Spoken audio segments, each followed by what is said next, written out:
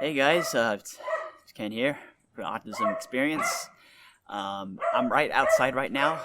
My sister's recording and singing in the house, so I thought I'd just got here, get some fresh air, and mind the dogs barking in the background. This is pretty much the best spot for me to record, so do bear with me.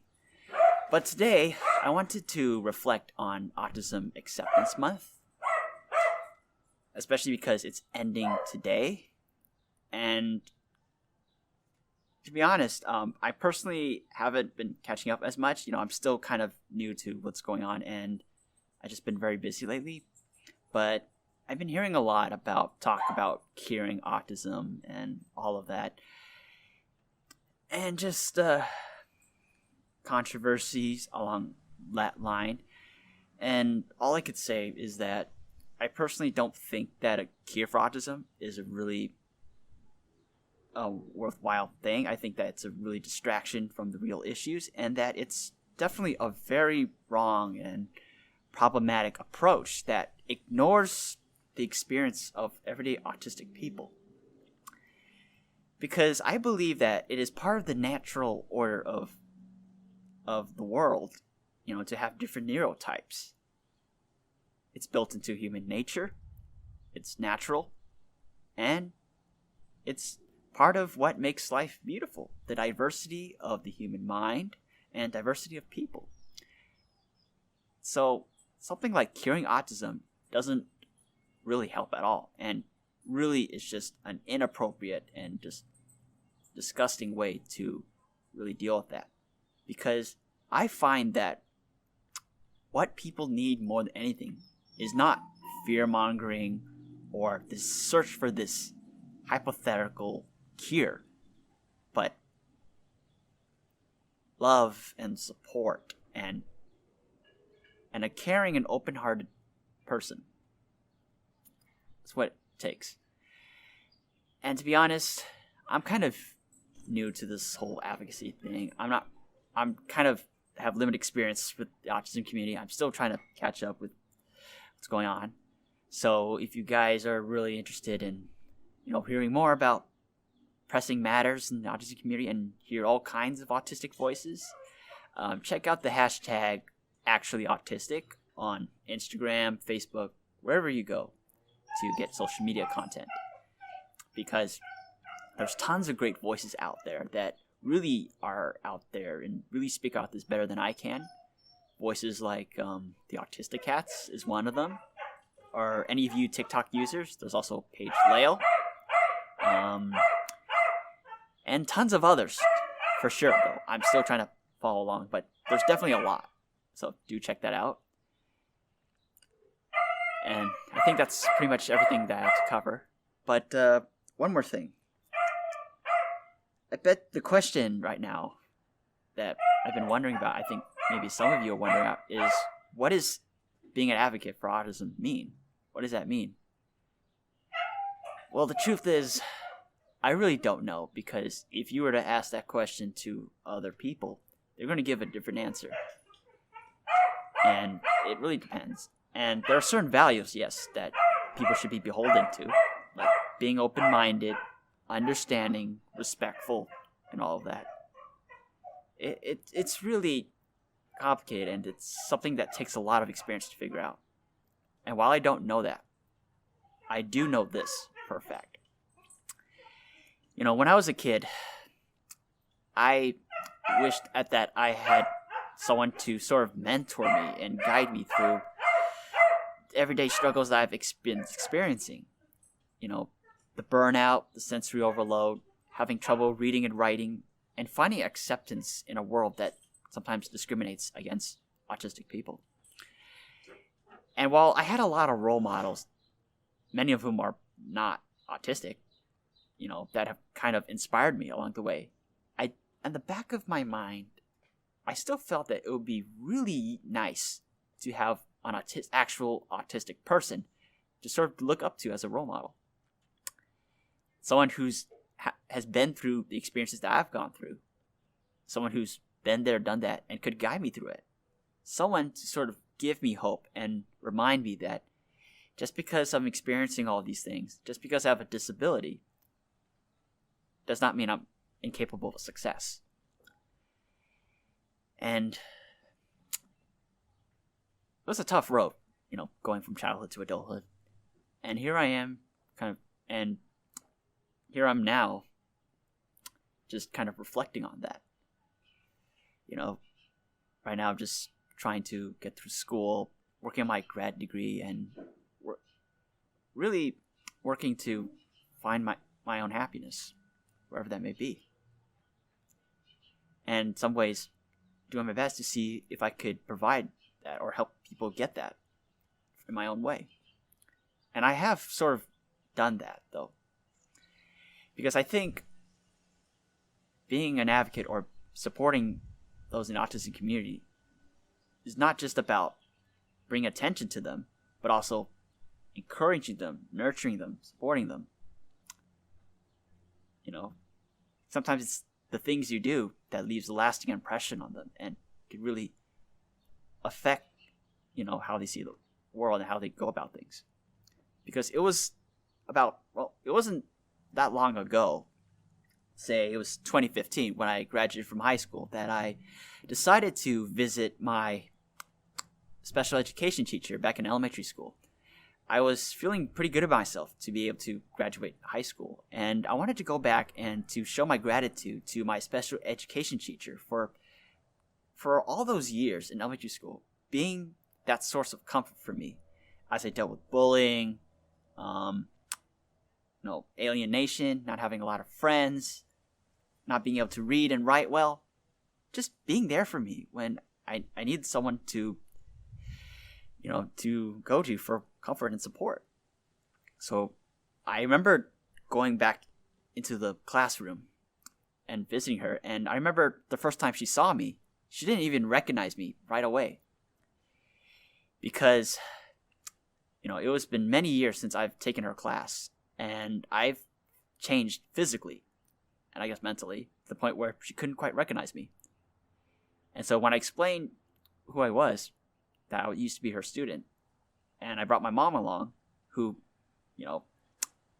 despite all those years, still looks the same. She's still beautiful as always.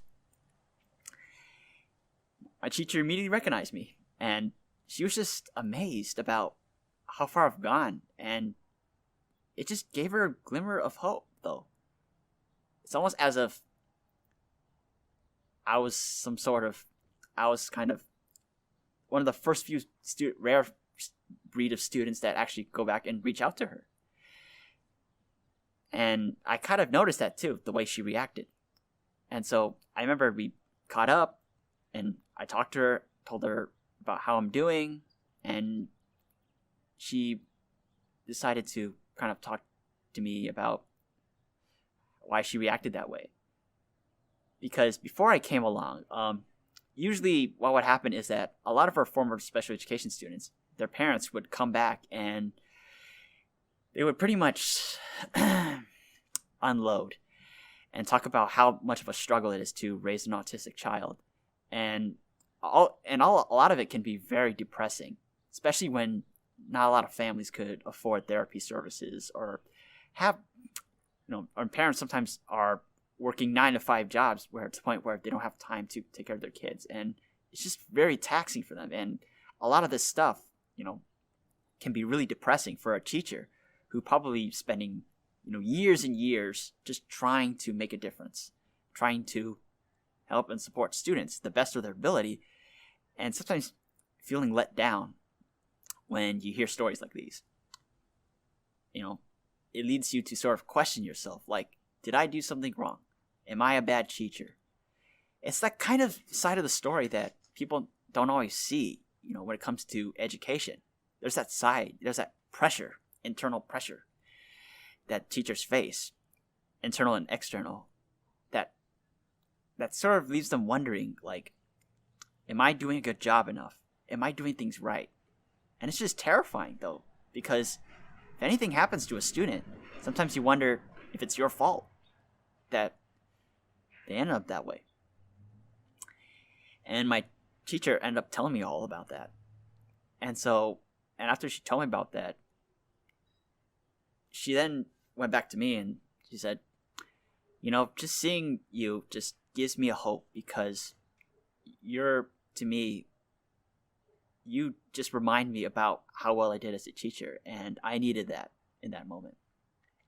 I needed that reminder that I could still do great for these students that I'm teaching, that no matter what happens, I can do this. And I remember being touched by it, because this is just one of the rare times where I get that from a teacher, and it really got me to really understand like what goes through the mind of a teacher, as that. Because as a student, all I saw was just playtime, go playground, play with kids and all that. I didn't get to see that psychological battle that sometimes teachers go through, that mental stress and struggle that teachers go through, just trying to deal with it all. So it was a really enlightening experience. So it was a nice way to kind of connect her that way. And then after that, I remembered she had a class in session, so I got a chance to sort of sit down with the students and talk with them. Some of them were dyslexic, and a couple of them were autistic. And I remember in that moment when it was during class time, when I forgot what it was, but so I was sitting down, and there was apparently another student from another class, a mainstream class, a regular class, as you might call it, decided to sit down and in the special education classroom. Apparently she has some tests to do, or some kind of partnership, some kind of things she had to do for the classroom. And there was a moment when this autistic student had some sort of like burnout, like a mental burnout. And I remember the student was looking at him like, what? Like, she was confused. She didn't know what was going on. And she was a little bit annoyed, And the special education teacher immediately noticed her reaction and went up to her and said, don't worry. He is a smart kid. He is a student like everybody else. Don't let that change how you look at him, because he's still a human being at heart. And it just reminded me about how really sad it is that, really the importance of educating people about students' learning disabilities. Like, there are a lot of students out there that, don't know about students with learning disabilities. And if you don't educate these students about students with learning disabilities, about how it's important to be respectful of them and be understanding of them, these students are more likely to believe things that are not true about autism and might even end up being bullies. So I thought it was a really, kind of really difficult thing to think of, but in a way, it's just kind of a reminder about how there's still a lot of work to be done to really bring attention to autism and learning disabilities and all of that. But I appreciate that, there are people out there who are doing the good work and trying to bring awareness that, and reminding people that, to not be quick to judge people and to see them as people always, and that it shouldn't take away from their ability to be successful. So that was a nice moment. And that same student, though, who had that burnout, I ended up actually sitting next to him, though. And I remembered it was a really great experience, though, for that matter. And I was sitting down, and he was working on some homework, apparently trying to spell. And just seeing him working on that homework just gave me this flashback to when I was sitting the same class, in that exact same chair that he sat, and struggling with the same thing too. Because part of the reason why I was in special education was not just because I was autistic and had all of these struggles with motor skills and all that. It was also because I couldn't even read well or write well. I kept failing these state exams for English and math and all of that. So I had to take these classes in order to build up my reading and writing skills. And I just thought about all those endless nights that me and my mom would spend just trying to get me to know how to add 1 + 1. And it was ridiculous, but it was possible. But I was able to overcome it. And I thought about that in that moment, and I just saw in that student a young version of me, just going through the same thing that I was going through. So from there, I decided to help him out with his math and English homework.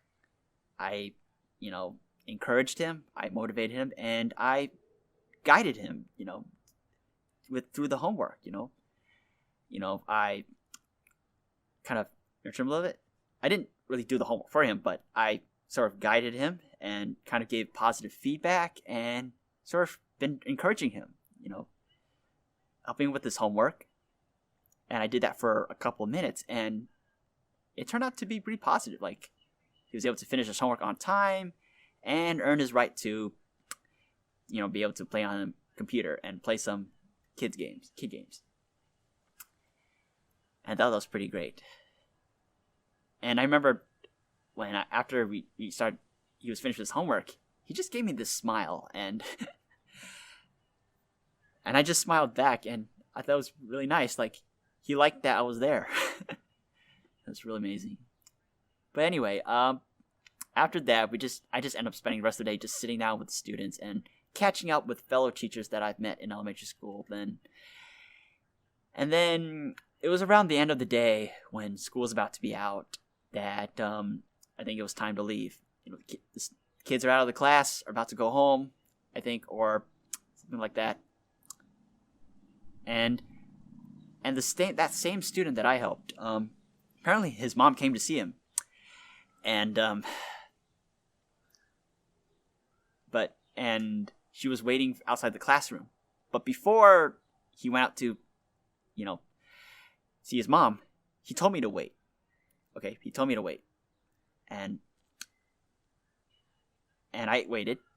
And what he did was, he pulled out this drawing that he had, and he showed it to me, and he told me that I could have it. I was like, okay, thank you.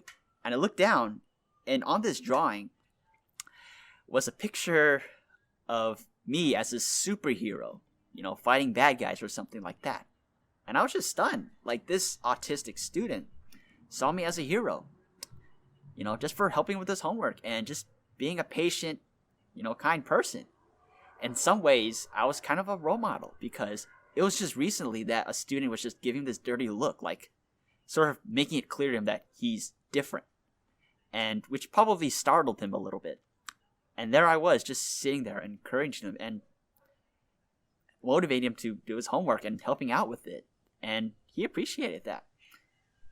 And I just remember feeling good, because I just wished I had this, when I was a kid. I wish I had, opportunity to meet an autistic adult, who's gone through it all. Someone I could look up to. And while I didn't get that chance growing up, I was able to make up for it by being that person for someone.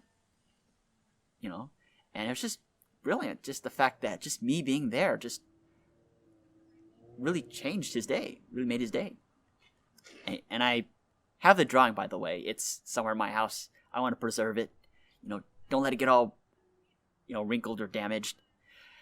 But yeah, it was really great. And it was when I really got an understanding of what I could do, and, what is really means to, support those in the autism community and what people really need, Yeah. And so, yeah, that was what happened. And I remember leaving school campus just feeling great about it and telling myself that I may not know what he's going through right now growing up, and I don't know how well he's doing right now, but I do hope that it meant something to him, that he's doing well, and that, and that me being there and helping him really meant a lot to him, really mean a lot something to him, and really had an impact on him, because while I don't know, I have complete and utter faith that he's doing well right now. And it's because of students like him that I became a volunteer. I decided to look into doing community service, and he was sort of one of my main sources of inspiration for even starting an Instagram like this, to share my experiences about being an autistic adult and all of that. And to really get involved in all of this and start a podcast, because I think what people need right now is someone who listens, someone who doesn't judge, someone who listens and understands and is there for them. Listening with empathy, with compassion, and most importantly, with love. Because that's, I think, what it means to be an advocate. That love part is very important. And I think that's one form of advocacy that is highly valuable for many autistic kids right now growing up, or even the next generation of autistic kids. Just that. Because by just being there, we're not just giving them support and love and encouragement. We're also, in some ways, as autistic adults, we're kind of giving them hope. A reminder that a disability,